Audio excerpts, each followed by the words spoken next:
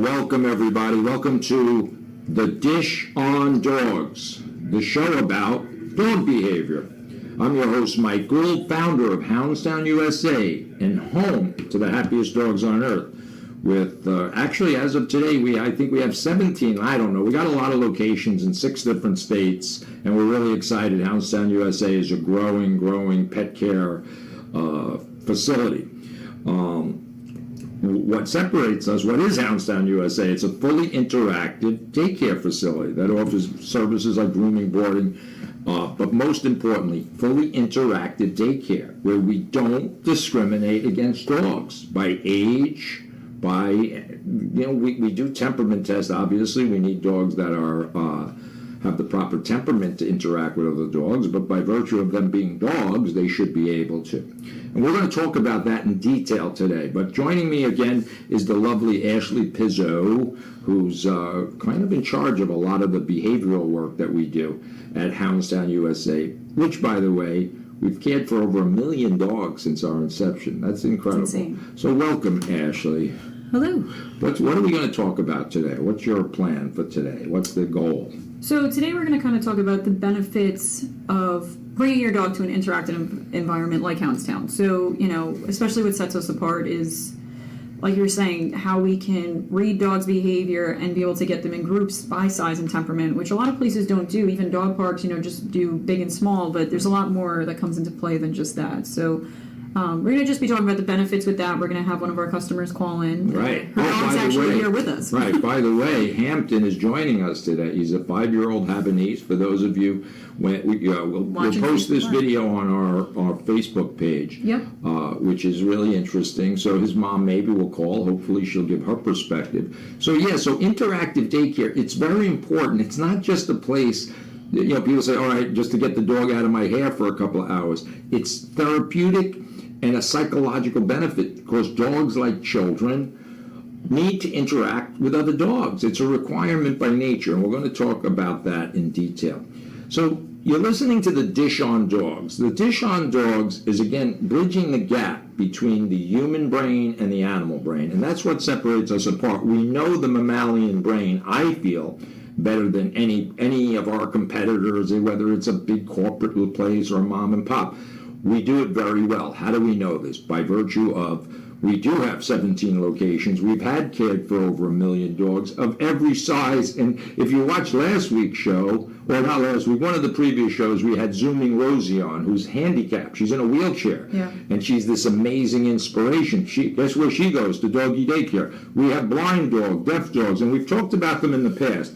So I guess the question is, if you have a dog at home that humps, jumps, barks, chews, digs, these are kind of natural behaviors for a dog. So it's never what a dog does. It's always the reaction of the dog's behavior by the human. So if a dog barks, what do? So let's say you have a water dog, like a Labrador Retriever, and you read online that when your dog jumps, or barks, I should say, or jumps, you spray him with a water bottle.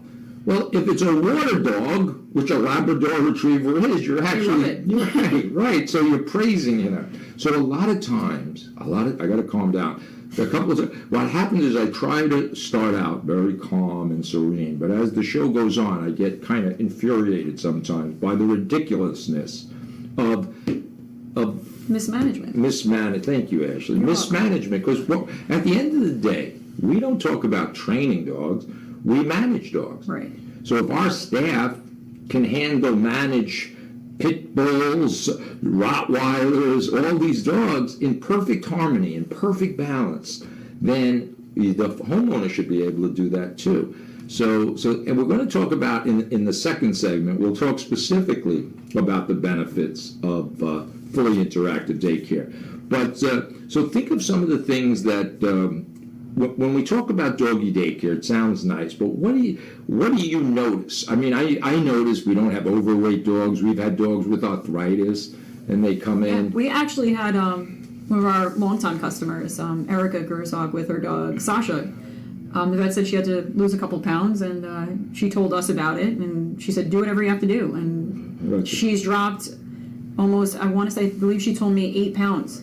over the past couple months, just from coming to doggy daycare and kind of Right. regulating her feeding better. Right. You know, there's just we're not feeding her pizza, so you know we cut out a lot of the table food and stuff Right. just from her being at doggy daycare. Right. So And more importantly, there's no way that a pet owner can provide the level of activity. So if many of our clients drop their dogs off 6 or 7 a.m. in the I morning. can't even do that with my own dogs without bringing them to doggy daycare. Right. Well, you couldn't. You'd have to run a marathon to replace or the equivalent of a day at doggy daycare. So they're literally interacting from 7 in the morning to 7 o'clock at night. So that's hard to duplicate. So if you come home from work and you throw a tennis ball in the backyard for 5 or 10 minutes, you're not meeting the dog's needs, particularly young dogs. Now, I understand Hampton here is 5 years old. He looks You wouldn't like know. I've never known that.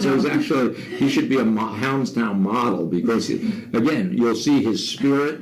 Maybe during one of our breaks, we'll just do a few-minute video of the dog, just how well socialized and how well balanced he is. And you'll hear us talking a lot about balance because that's what we're looking for. We don't get involved in sit, stay. We're not screaming at dogs. We're so chilled and so relaxed, and the dogs respond to that. One of the shows we talked about leash aggression. Right. And by putting tension on the leash, it creates aggression. It promotes aggression. So we don't do that. We don't put pressure on dogs. We actually release the pressure so the dogs can come to Houndstown and they can hump, jump, and dump without being screamed at. So that behavior at home, in your living room or kitchen, is inappropriate, just like children shouldn't be knocking the glasses off the kitchen table, but they need an outlet for their energy. They need an outlet. So it's not a nice thing. For some dogs, it's a necessity. For other dogs, it's like Added bonus. an added bonus. Dad wants to go play a round of golf. He drops his dog off for 4 or 5 hours. So, and some dogs, when we talk about dogs, it's just like humans. Some children are academic. Some children are into art, music, sports. We respect that in a dog. So the real goal at Houndstown, USA, with our many, many locations throughout the country, is to allow dogs to be dogs. It is so simple. And frankly, our competitors, and I can say this pretty confidently, they don't understand it. They're using their human brain. So what we say is the customer is always right, but our customer is the dog, not the human. Right. Humans show human needs. They really have a very stressful and difficult time understanding the simplicity of the mammalian brain. The mammalian brain, right? Yeah. We have a mammalian brain, but on top of it has grown this neocortex, the new brain. And there's studies that show that our human brain is developing so fast and changing so fast. It's actually, our humans are out of balance. And we're going to talk about that after the break. We're going to talk about the gap. We talk about anthropomorphism. So there's this big valley or gap between humans whose brains are so emotional, and there's anger, they're hate, they're racist, they're homophobic. Dogs are none of these things. They either want to be safe and secure. One of the things I think we'll talk about after the break is the two most, what I consider, and by the way, these are just my opinions. One of the problems in the dog world is you can ask 5 different people, you'll get 5 different answers. You go on Google and Yeah, there's no consistency. No consistency. So we're pretty consistent on how we manage dogs and meet their needs. So we're going to talk about that. The 2 things that I hear from my pet owners all the time: fear and guilt. So as soon as I start talking to a pet owner on a subject of dog behavior, the first words out of their mouth is, "I feel guilty." And then the next one is they feel fearful. So dogs share fear with us, but guilt is a complicated human emotion. And we can talk about that, why your dog looks guilty. Like if he poops in the house or he knocked over the garbage, people will say, oh, but he knew he did wrong, he was guilty. And I'm going to explain that phenomena to you. It's not what it appears to be. Maybe you'll learn something. You're the professor. I don't know if I can learn. You can I think learn. I already know. Well, maybe you do, maybe you don't. But so that's what we're going to talk about after the break. How do people, if they want to listen to this show, how do they go about doing that? Well, they can go on to, there's a couple different ways, so we made it pretty easily accessible. You can go onto our Facebook page at Houndstown News Radio. Just Houndstown Radio. Houndstown Radio on Facebook. We record them live, or just the videos of us being in here. Or you can check us out on linewsradio.com. There's our linewsradio.com. And Alexa, right? You can tell Alexa, your you can Alexa say, machine yes. to listen to this. Yes, you can say, Alexa, play 103.9 on iHeartRadio. And So it'll there's come up. many ways. So after the break, we're going to talk more specifically about Hampton and his experience. I understand his mom may call in, Yeah. and hopefully she's going to speak highly of what we do, but she may not, you never know. But seeing that, look, the word speak, here's Hampton, he's happy, and so join us after the break, The Dish on Dogs, 8 p.m. Monday nights.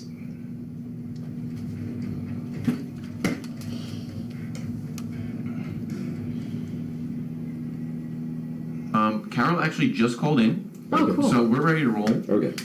As soon as you guys are ready. Ash, do you have headphones? I do. I don't like hearing myself talk. Just- That's fine. I was just saying. Well, for the- because she's going to be for the on it, phone, right? Yeah, for the phone call. Perfect. Right back in.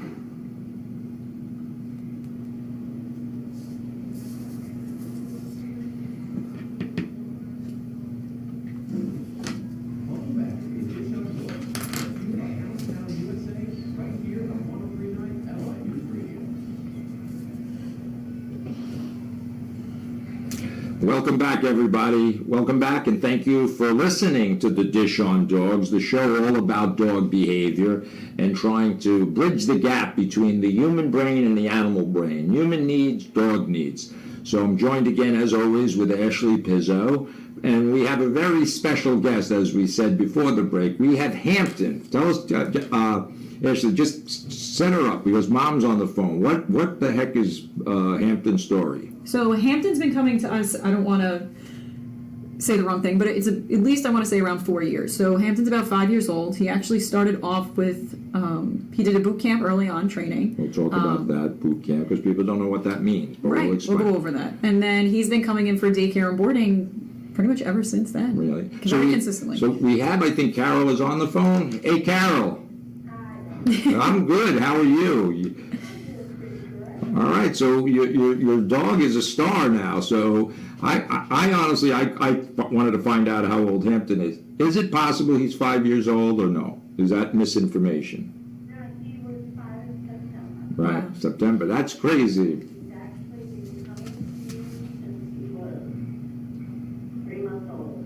Wow. Wow, that's great. So the reason we kind of kidnapped him from Doggy Day, we did get your parental permission, right? I want to make sure that was clear. We got parental permission to take him on a field trip to our radio station here at Islip Airport. And he's sitting here. You can't see him, but you will be able to see him on our Facebook page. And he's being the perfect co-host here. He's I think he actually fell asleep before. people are staring at him, and he's being this perfect dog. So tell us, you aren't listening to the previous segment, but the previous segment, I was talking about, or trying to talk about, the benefits of doggy daycare. Not just the fact that you have to work, so you drop your dog off at daycare, and it's a nice place for us to supervise the dog. Tell us your little history about how you came about doggy daycare, and what your experience has been. Well, we found out about one of the girls that I worked with had dogs over. And, again, I have to work, so I don't want to leave him home alone. It's not right. That's okay. But he loves the gym. When I say to him, Hampton, want to go to school? He's crazy. That's great. Yeah. He's crazy. He runs around the house. I open the door, he goes to the front of the closet. He knows exactly where he's going. He's very quiet, so he probably doesn't walk. He sits in the car to go there. When we get there, he's like climbing out of the car, jumping. Can't wait to get out of the car and get to Hampton. Right. Absolutely love it. Well, that's obviously. Yeah, I'm sorry. Go ahead. I travel to business and my husband travels to business, and sometimes I think he'd rather be there. I got news for you. I don't want to be the one to tell you, but he probably does. But that's between. He didn't say that. I did. But.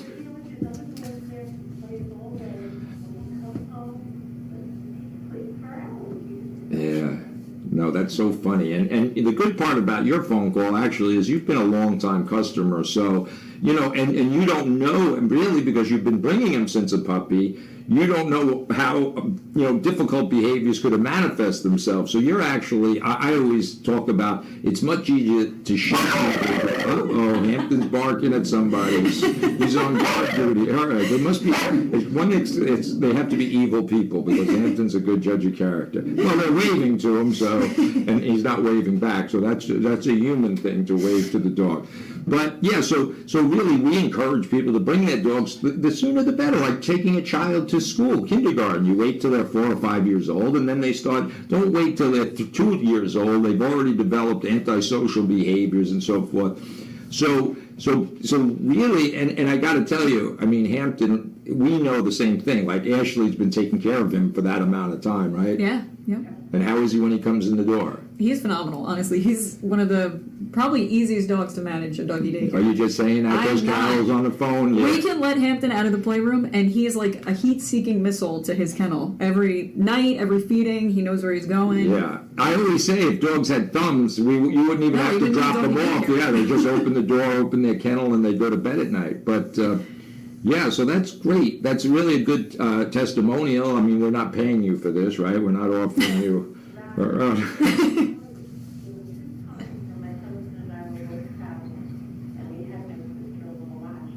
Oh. Yeah. When he came home, and he's been to their house before the holidays, he always comes to look. But it was not the same. My husband didn't say it was like, he asked her to help him, because he cannot go there. She says he's miserable when he comes home.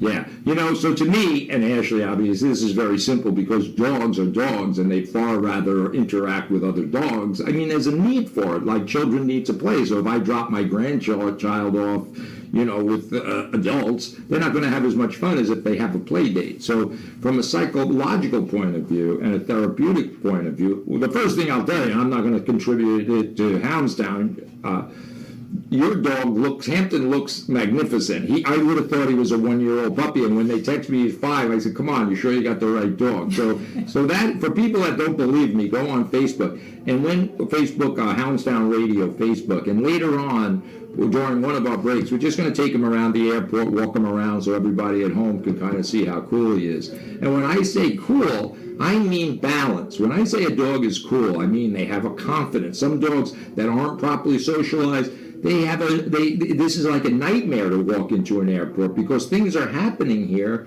that we take for granted. The PA system, the sounds, the people. So it's kind of a menacing place for most dogs. But Hampton, as you'll see, is completely confident in this environment. So I'd like to attribute that to a little bit of his socialization at Houndstown.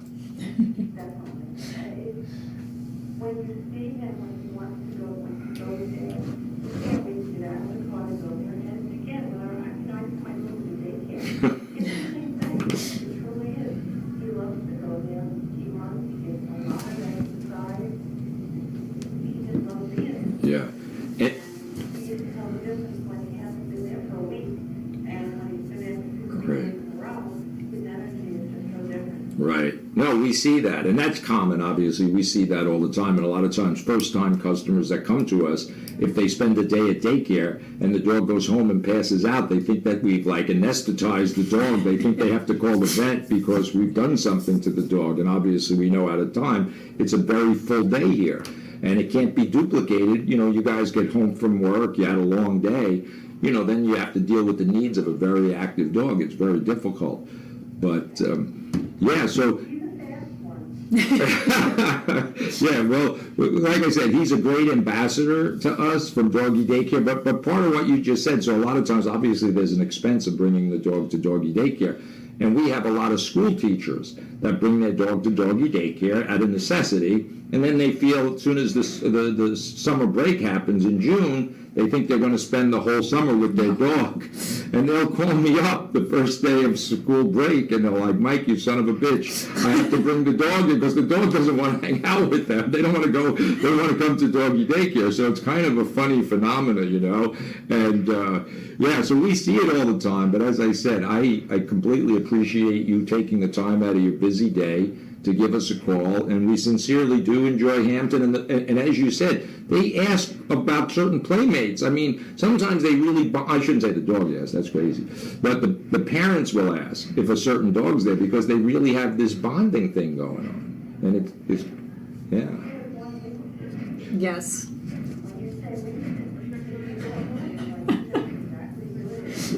Now, see, to me, with all my years of behavioral experience, if you would have said that to me 15 years ago, I would have said you're nuts. But now I see it every day. The dogs light up when they see. They might not like one dog, but they'll like this dog, and they bond. It's really kind of phenomenal.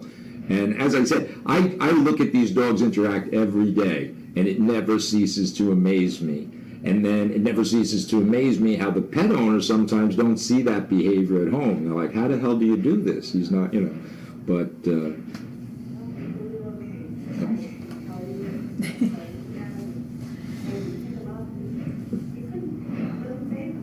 Yeah, no, he's very social. Yeah, you should see him here now. You'd laugh. So you'll have to look on Facebook Monday. Yeah, he's sleeping. So yeah, he's sleeping. He wants to get back to play. So he's at work right now, like you. So listen, we're going to let you go, and I do really, truly want to thank you for calling in, taking the time out of your busy day to call in and allowing us to take Hampton on a field trip to the airport. But we're having a lot of fun. We're probably having more fun than you. I hate to tell you.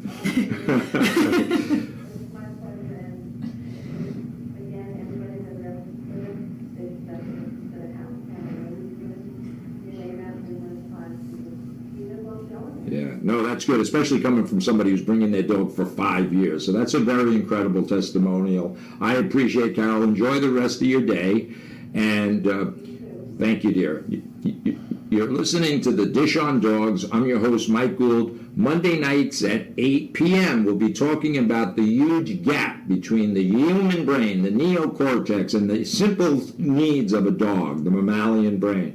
And we're going to try to beat this over your head night after night, Monday night after Monday night.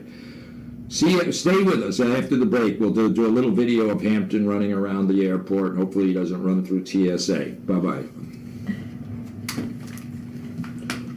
I guess. That was good. I think it was good. That was good, thank you. Can we just shoot 5-minute video? What's up? She's just gonna video the dog walking, or I'll video her for 5 minutes out here. And then just to keep it in context with our video. 5 minutes, we'll be right back. Now, I'll video you if you show me how it works. You're just gonna hold it. You don't have to do anything. And then, let me get her for a minute. Hi, Hampton. Hi, honey. Get your cameras ready. Have your other thing too, or you can shoot video with that. Just show me how to do this. Oh, you're taking pictures? Yeah, I can do it if you want to. All right, so here's our little friend Hampton. We're at the airport. There's a lot of drama, right? A lot of human drama. A lot of human brains running around here. Not many dog brains. Many times dogs will freak out just at the movement of a cart. So here's he. I'm going to walk around. Nice and relaxed. One of the things I always talk about in my behavioral episodes is be relaxed. There's no tension here. There's lovely commuters coming, and we're ignoring them. They're ignoring us right there. Shout out. Hounds Charities. So look at how nice this is. Think of your dog at home. Who, me? The dog. The dog. Right, beautiful. She's talking about Hampton. What's your name? I'm Edna. Edna, I'm Mike. This is Hampton. Hi, Hampton. He's a little Must shy. be from East Hampton. I don't know, actually, that's a good question. One thing I didn't ask. Hi, baby. So this is the power of socialization and being relaxed and being That's respectful of boundaries. We all respect one another. This is beautiful. The power, look, Mom, no hands. That's it. You got it. Edna, thank you It's very the only much. airport that I ever want to fly in. Exactly. So all of our things we talk about, don't look, talk, or touch, relax, no tension on the leash. Every time you pull, I give them a little correction. That's it. And there is drama. When you think what humans look like, this dog lives 12 inches off the ground. There are monsters coming through this airport with human brains. Yeah, Hampton. So when we talk about Hampton, we talk about socialization. Now that I'm down on the ground, I'm surrounded by monsters.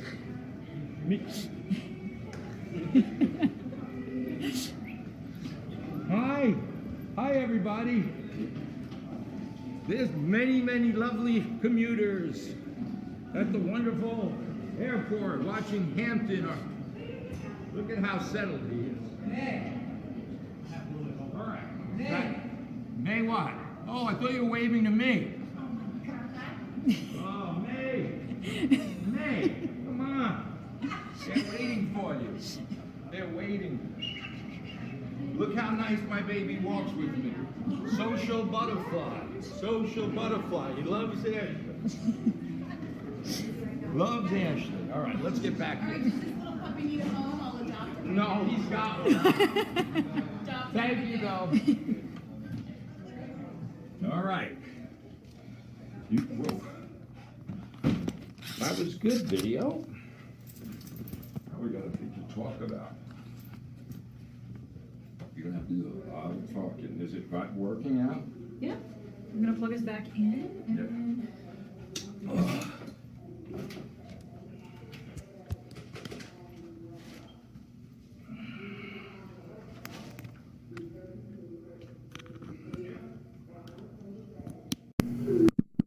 He has a bag. All right, that's good.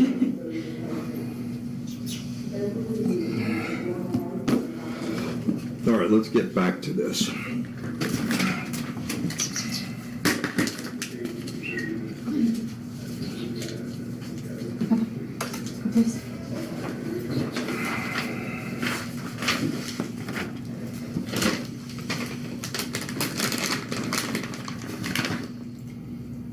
And you're good there with all your video and stuff?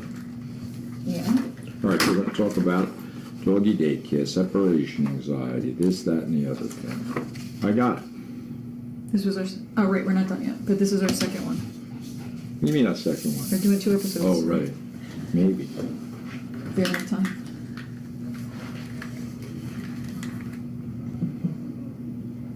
All right, I'm good to go when you are. Good? What is good? Ready to go? Yeah. Ready to roll? Yes, sir.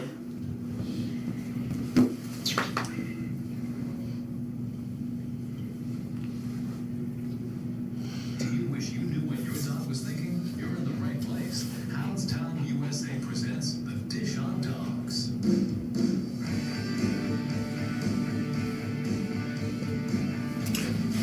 Welcome back, everybody. Welcome back. I'm your host, Mike Gould. You're listening to The Dish on Dogs.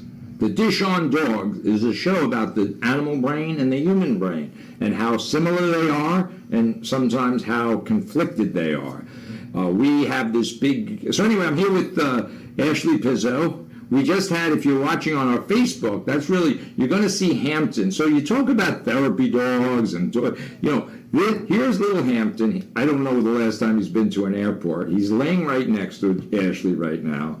And he was the perfect gentleman. First of all, when you watch on Facebook, you won't know that he's 5 years. You wouldn't believe that he's 5 years old. Not at all.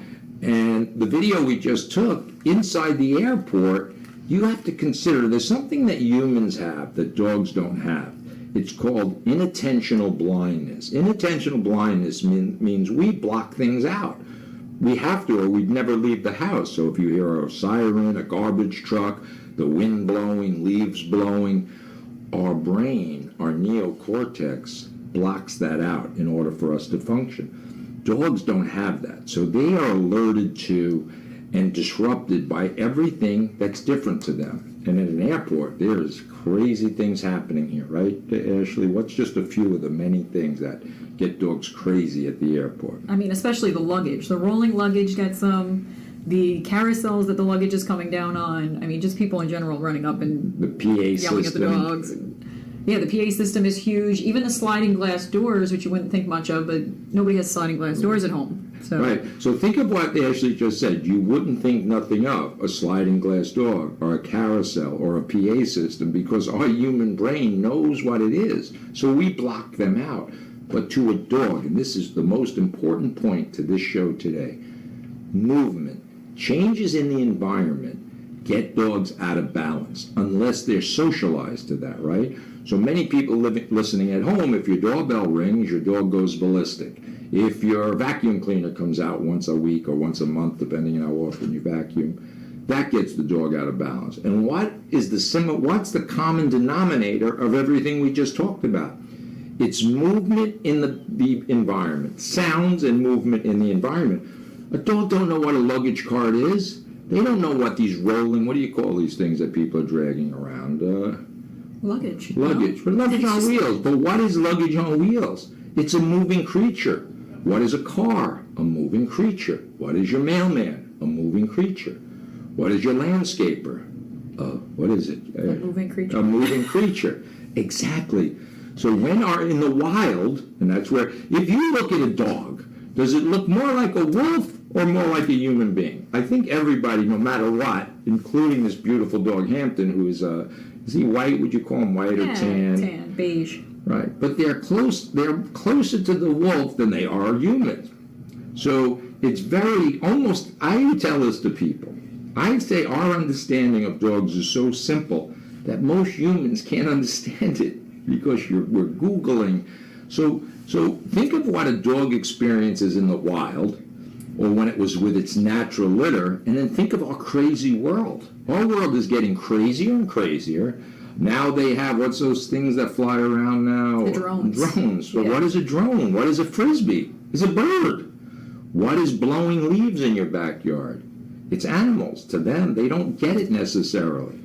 So when we can take our human brain off and think about what dogs are experiencing. In my little demonstration outside when I was walking Hampton, I laid down on the ground because that's where the dog's world exists. They literally live in a different plateau. Is that the right word? What's the thing? Like another elevation, right? Right.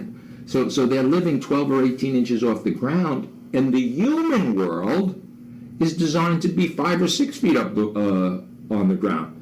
And that applies to little children, right? Little 2, 3-year-old toddlers, they start toddling, they reach up on the counter and knock over glasses or plates because our world, selfishly, I guess not selfishly, but I think so, it's built without the consideration of a dog. And we never take the dog into consideration.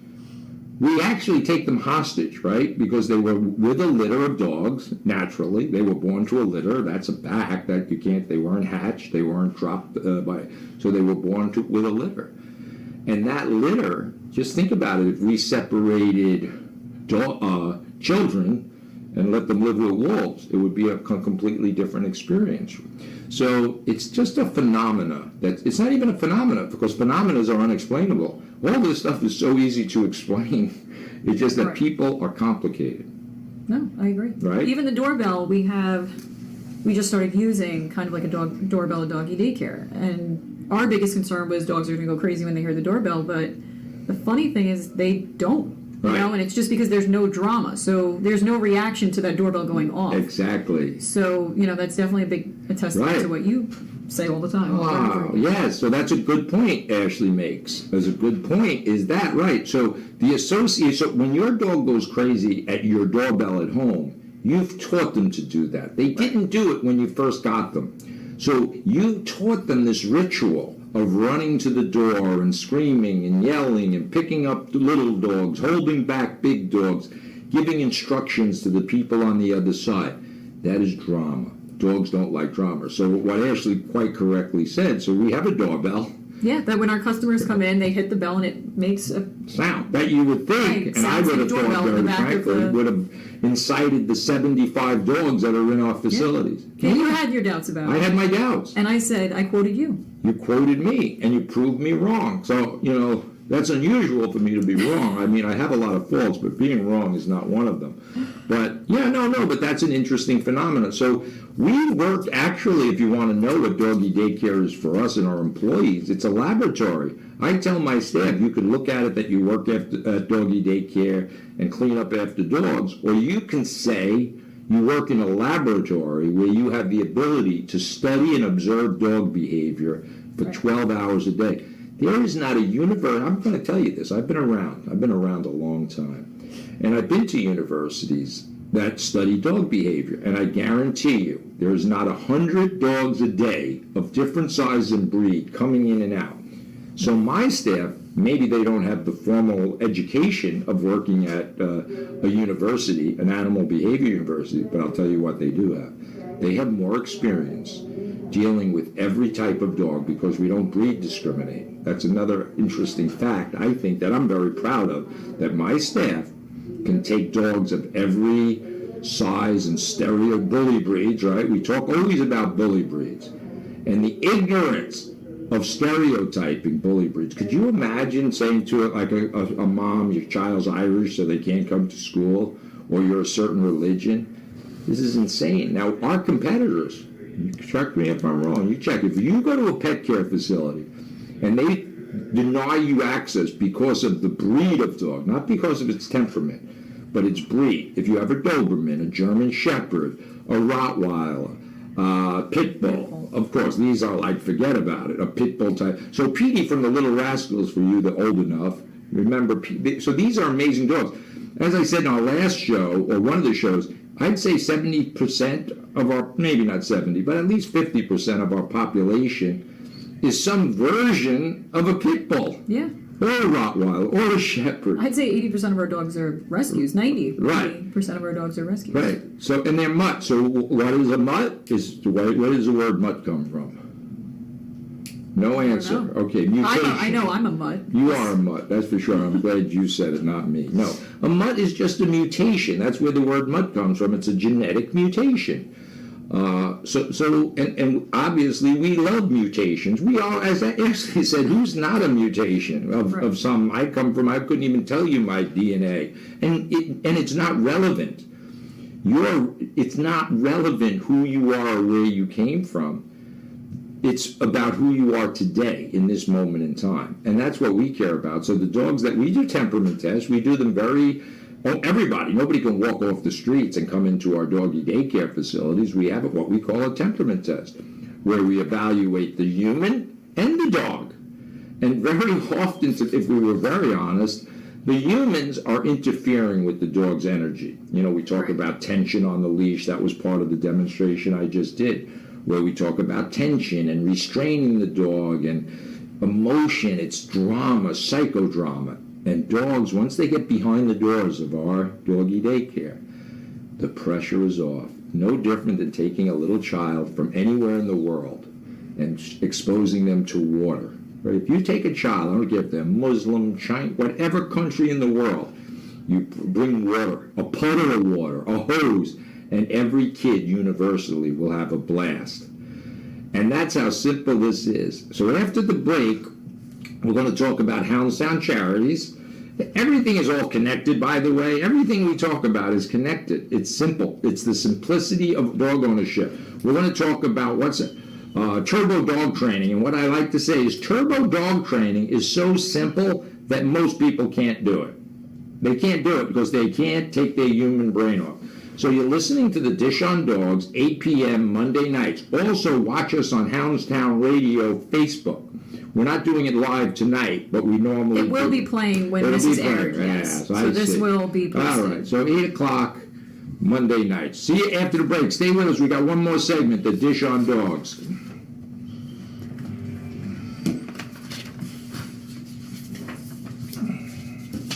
Alrighty, one more. Yes. What are you talking about? Rosie? What? You talking about Rosie or? I'm going to talk about Bruno, but next week, what I wanted to say was next week is going to be, we're doing it live on it's going to be the Right, but Valentine's don't say this. Day. No, Don't say I next week won't. now. I won't. But I'm saying to you. So I wanted something to do with like dog, maybe a couple, like maybe Canito and Rosie. Right. Yeah, so it's going to be our Valentine's show. Yeah, we'll insert this like Brian said. You'll just let him know. When we're putting this in. Right, but it's definitely, I'll be out of town on the 24th, but not the 17th. But I'll go over that with you. Sounds good.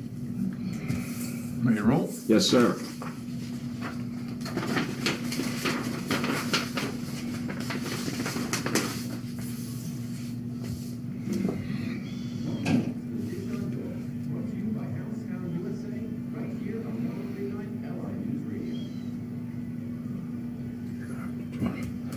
Welcome back, everybody. You're listening to The Dish on Dogs. I'm your host, Mike Gould. Joined with me tonight is the very lovely Ashley Pizzo.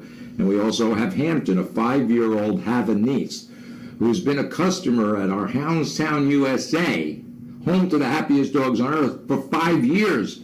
Yeah. That's a quarter, no, that's That's as long as I've been working here. As long as you've been working there, and then in dog years, it's half her life, hopefully more than half. I mean, less than half. But the point of the matter is, she's been going to our Houndstown USA's in Ronkonkoma for over 5 years, or 5 years. Yeah, he's been 3 months old. And 3 months old. He was 5 in September. And for those of you who just started listening, we videoed this. It's on our Houndstown Facebook page. And if you look at Hampton, we did a little video during the break, and what you'll see is a well-balanced social dog. And that is the most incredible testimonial his mom, Carol, could give, and I can give. And then you don't have to believe us. That's why I like to show you the video. This is not theoretical. You're going to see Hampton surrounded by a bunch of crazy people in a crazy place. An airport is about as crazy as it can get when you think about it. A lot of people come to the airport, they get stressed. If you bring a young child to the airport for the first time, they don't know what the carousel is. They don't know what the PA system is. So it's disruptive. But Hampton, because I'd like to take credit by my staff, they socialized Hampton in such a way that he's been exposed to so much different stimulation. Doorbells, as we said in the earlier segment, vacuum cleaners, as we said in the earlier segment, that nothing phases him. He's just a cool, chill dog, and that's what you want. I don't care if he's a Havanese or a pit bull or a poodle. He's chill. He's got this wonderful temperament. And yes, it is attributed to going to a fully interactive daycare that understands the brain of the dog. We understand the brain of the dog. That's actually what we specialize in. So there are many of our competitors that, you look at this and say, I can take care of a dog, put up some fences and take care of a dog. We do this in a way that is unique. And if you don't believe me, of course, it's not theoretical. We've done it 1 million times, literally, over 1 million times, literally. Look at Houndstown USA website, houndstownusa.com.